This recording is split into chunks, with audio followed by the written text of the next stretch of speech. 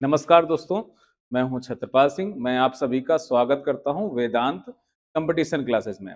आपसे जो प्रॉमिस किया गया था कि आपको उत्तर प्रदेश सीरीज मिलेगी, तो उस सीरीज की आज चौथी क्लास है और आज हम पढ़ेंगे उत्तर प्रदेश की नदी परियोजनाओं को और उत्तर प्रदेश की झीलों को। तो आप सब लोग इस बार जुड़ जाइए और बताएं आप लोग कहाँ से हैं और वीडियो आपको कैसे लग रहे हैं और किस टॉपिक पर वीडियो चाहिए। तो जल्दी से जल्दी आप लोग कमेंट करके बताएं। और आप प्रश्न है आप लोगों से कि गंगा की कौन सी सहायक नदी है जो प्रायद्वीपी नदियां हैं, कितनी प्रायद्वीपी नदियां गंगा में मिलती हैं, चंबल किसकी सहायक नदी है, गंगा और यमुना के बीच में बहने वाली नदी का नाम क्या है। आप लोग ये तीन प्रश्नों के उत्तर कमेंट करके बताएं। आप लोग चलते हैं हम इस सीरीज के चौथी क्लास पर। तो हम जानते हैं उत्तर प्रदेश में जो परियोजनाएं हैं और उस पर कुछ झीलें भी हैं। तो उत्तर प्रदेश में एक नदी आती है रिहंद नदी, और रिहंद नदी पर एक बना हुआ है जलाशय, कृत्रिम जलाशय है, डैम है। वो रिहंद नदी पर है तो उसका नाम है रिहंद बांध। और रिहंद बांध बनाने के लिए ये बनी हुई है पंडित गोविंद वल्लभ पंत झील बनी हुई है। पंडित गोविंद वल्लभ पंत जो हैं उत्तर प्रदेश के पहले मुख्यमंत्री थे। इनकी याद पर, उनकी स्मृति पर यह झील का निर्माण किया गया है। और यह झील जो है कृत्रिम झील है और उत्तर प्रदेश की सबसे बड़ी झील भी है। तो रिहंद बांध किस नदी पर है? रिहंद नदी पर है। किस राज्य में, किस जिले में पड़ता है? तो सोनभद्र में पड़ता है। रिहंद जो है वो कल आपने पढ़ा था कि सोन की एक सहायक नदी है। दूसरा प्रमुख बांध है, उसका नाम है माता टीला बांध। ये माता टीला बांध जो है बेतवा नदी पर बना हुआ है। ये जो बेतवा है ये यमुना की सहायक नदी है। और ये जो डैम बना हुआ है उत्तर प्रदेश के ललितपुर जिले पर बना हुआ है। ललितपुर की अगर बात करें तो पिछली कक्षाओं में पढ़ाया गया था आपको कि ललितपुर उत्तर प्रदेश का इकलौता जिला है जो यूपी के केवल एक जिले से सीमा बनाता है। और यूपी के किस जिले से बॉर्डर बनाता है? उस जिले का नाम है झांसी नाम है। उत्तर प्रदेश का कौन सा जिला है जो मध्य प्रदेश से तीन ओर से घिरा हुआ है? उसका भी उत्तर क्या होगा? ललितपुर होगा। अगर आपसे पूछा जाए कि उत्तर प्रदेश में सबसे कम जनसंख्या घनत्व कहां पर है, तो इसका भी सीधा उत्तर क्या होगा? ललितपुर होगा। तो ललितपुर पर कौन सा डैम बना हुआ है? माता टीला बांध बना हुआ है। किसी नदी पर एक बांध और बना हुआ है, उसका नाम है परीक्षा बांध। परीक्षा बांध का भी संबंध किससे है? तो परीक्षा बांध जो है, परीक्षा है इसका नाम। ये किस नदी पर है? बेतवा नदी पर है। किस जिले पर है? तो यह झांसी जिले पर स्थित है। और अगला जो चौथा बांध है ये सिरसी बांध है। ये सिरसी बांध उत्तर प्रदेश के मिर्जापुर जिले पर है। मिर्जापुर की बात करें तो प्रकृति की सौंदर्य का एक प्रमुख शहर है जहां पर बहुत सारे झरने जो प्रकृति की सुंदरता को बढ़ा रहे हैं। यहाँ पर है माता विंध्यवासिनी का मंदिर। तो पूछेगा आपसे कि विंध्यवासिनी तीर्थ स्थल कहां पर है? मिर्जापुर जिले पर है। सरकार यहां भी कॉरिडोर बना रही यूपी की सरकार। चलते हैं हम अगली परियोजना पर। तो अगली परियोजना है उसका नाम है ओबरा बांध परियोजना, जो किस नदी पर है? यह एक जल विद्युत योजना है जिससे बिजली का उत्पादन किया जाता है। किस नदी पर है? रिहंद नदी पर है। किस जिले पर है? सोनभद्र जिले पर है। और सोनभद्र का जो हेडक्वार्टर है, मुख्यालय है, वो रॉबर्ट्सगंज है। तो रॉबर्ट्सगंज कहां पर पड़ता है? सोनभद्र में पड़ता है। सोनभद्र के बारे में अगर बात करें तो उत्तर प्रदेश में सबसे अधिक जंगल जो हैं या वन हैं वो कहां पर पाए जाते हैं? सोनभद्र में पाए जाते हैं। उत्तर प्रदेश में सबसे ज्यादा जनजातियां भी कहां पाई जाती हैं? तो सोनभद्र में पाई जाती हैं। प्रश्न पूछेगा यूपी का या भारत का इकलौता कौन सा जिला है जो चार राज्यों से सीमा बनाता है? इसका भी उत्तर क्या होगा? सोनभद्र होगा।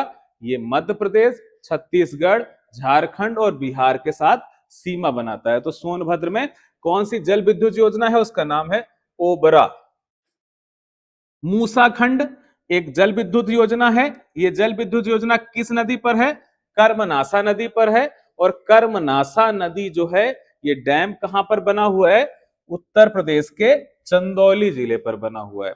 तो कर्मनासा जो नदी है ये गंगा की एक सहायक नदी है जिस पर एक कथानक प्रसिद्ध है कि त्रिशंकु नाम के एक राजा थे जिनको स्वर्ग जाना था। तो स्वर्ग जाने के लिए उन्होंने सहायता ली विश्वामित्र जी की। तो विश्वामित्र जी ने तपोबल के द्वारा त्रिशंकु को स्वर्गलोक में भेज दिया। अब मदमस्त होकर त्रिशंकु उस स्वर्ग में विचरण करने लगा और इंद्र को क्रोध आ गया क्योंकि सशरीर कोई भी पृथ्वी से स्वर्गलोक नहीं गया था।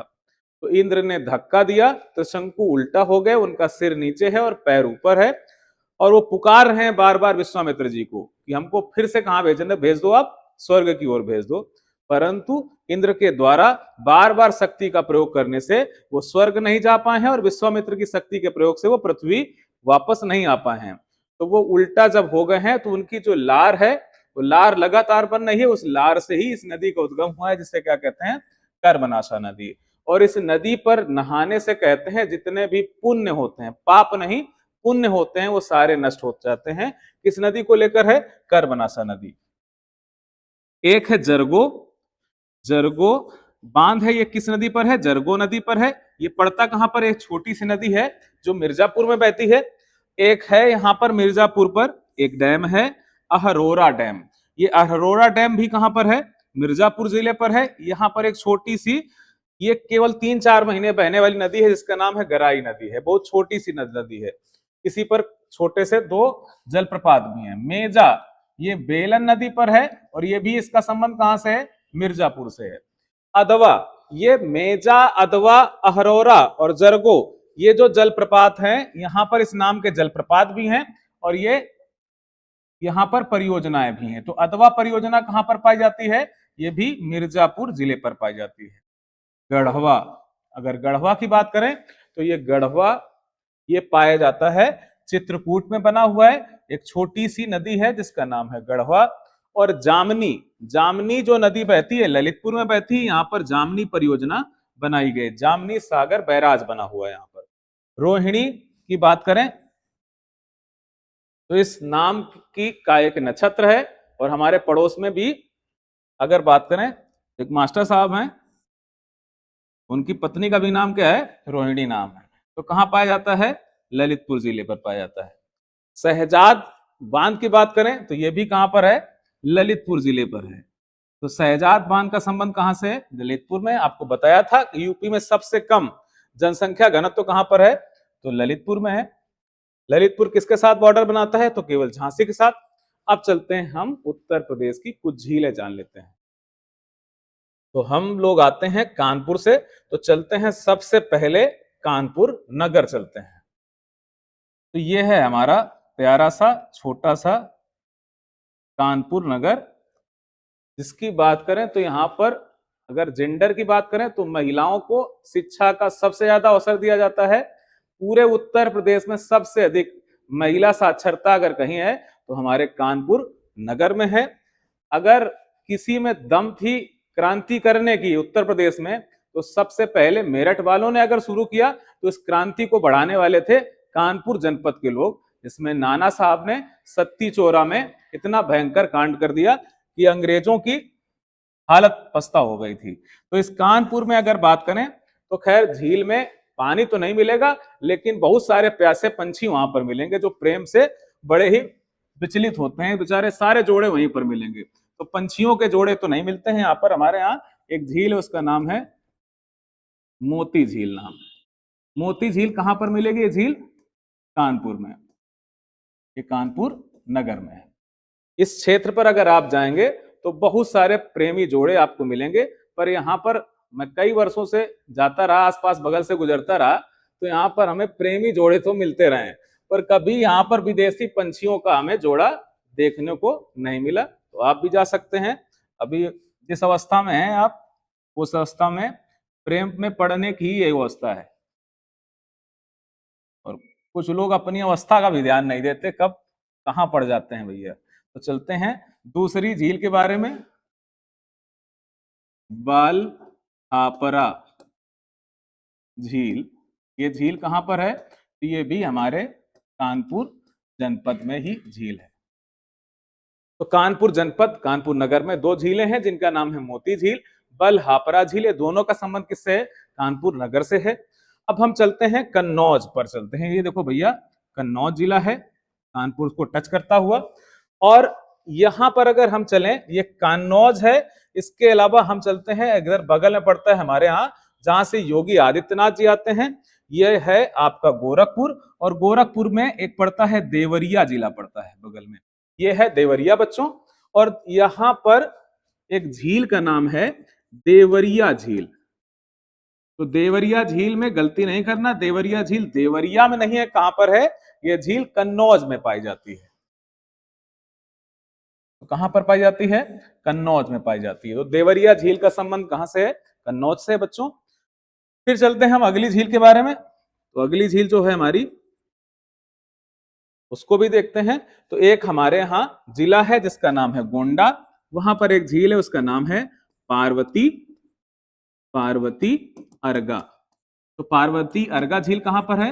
गोंडा जनपद पर है। और ये पार्वती अर्गा एक रामसर साइट भी है, पार्वती अर्गा एक पंछी विहार भी है।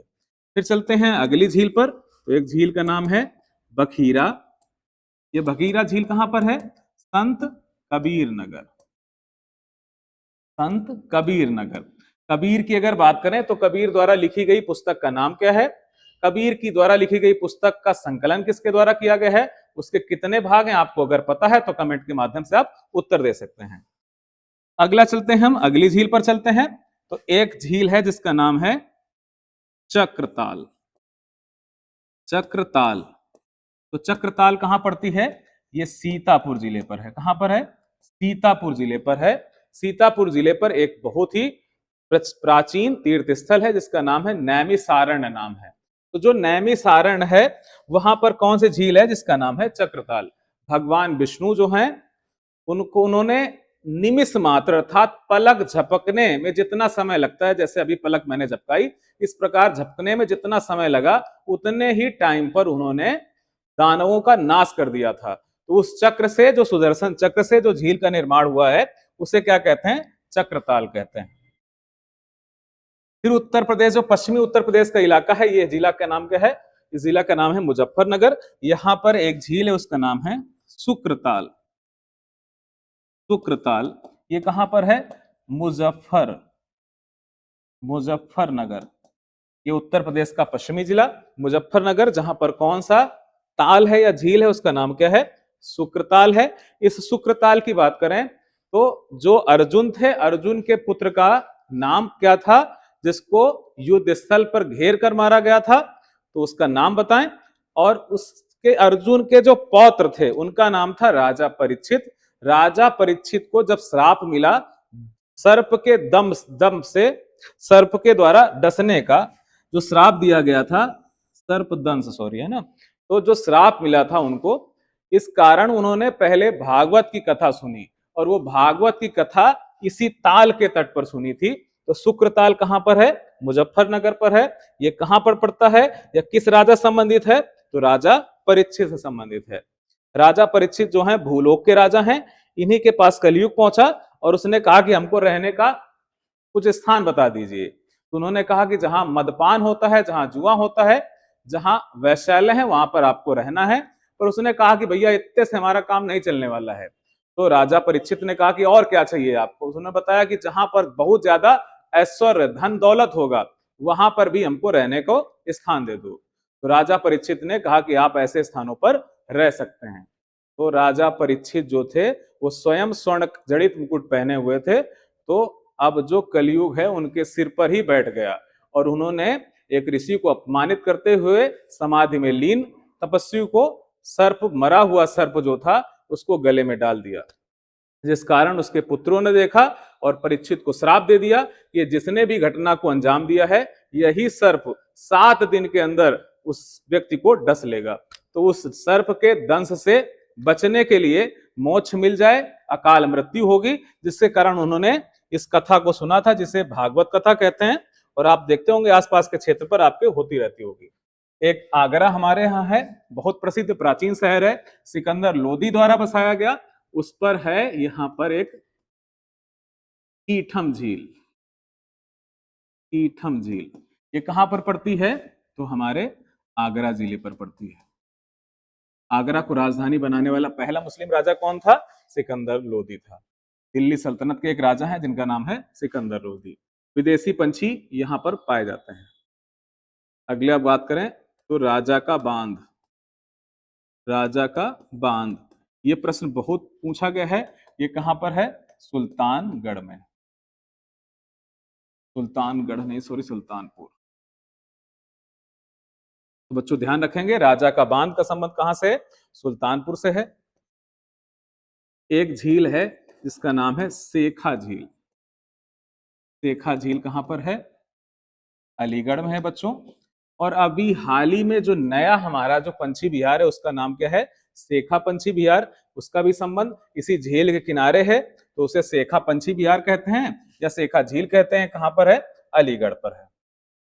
फिर एक झील का नाम है बेटी झील। बेटी झील कहां पर है? तो एक जिला पड़ता है जहां पर एक प्रसिद्ध नेता है राजा भैया, है ना, कुंडा का नाम सुना हो। तो ये बेटी झील कहां पर पाई जाती है? ये प्रतापगढ़ में पाई जाती है। एक झील का नाम है सुरहा ताल। सुरहा ताल कहां पर है? तो उत्तर प्रदेश के जो पूर्वी जिला है उसका नाम क्या है?